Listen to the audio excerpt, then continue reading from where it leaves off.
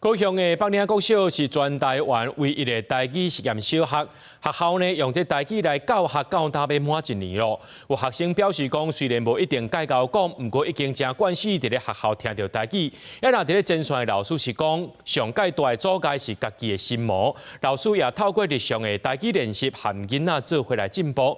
今仔暗時10點，公視台語台台灣新眼界文化新台灣，要帶咱的觀眾朋友來看這台語學校，攏是佇咧學什麼款的台語，也了解到老師和學生對這台語浸水式教學的歡迎。你的卡頭夫愛靠動着你的手提哦，準備3才開始。體育課老師用台語教學生嘛用台語應，這是高雄的北嶺國小，是全國唯一的台語實驗學校。自舊年9月正式掛牌到今年要滿1冬啊！對北嶺國小來講，台語唔但是一禮拜的一門課，更是教學的工具，讓學生用台語來學數學、體育和音樂等等。台語台節目台灣新眼界嘛，行卡到學校，了解學生對台語沉浸式教學的歡迎。上體育課，敢會敢咱研究，會袂？袂。數學吼，用台語學，會聽無袂？聽有啊。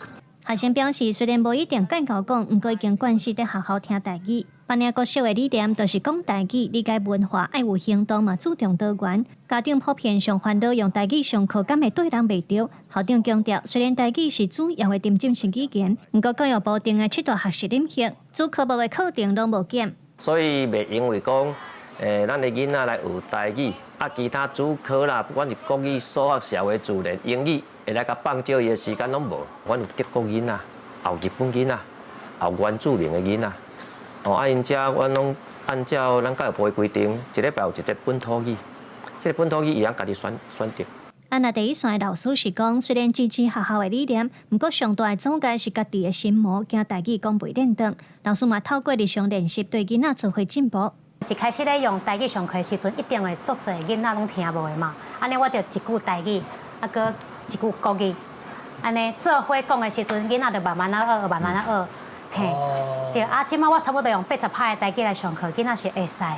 校方也表示，雖然北嶺國小是台語實驗學校，不過因袂強迫講台語，也尊重學生的母語。台語共用是校內真實上的語言景觀，嘛鼓勵無共語言背景的學生互相尊重甲學習，希望培養學生的文化底蘊，嘛正做走向多元的世界公民。記者綜合報道。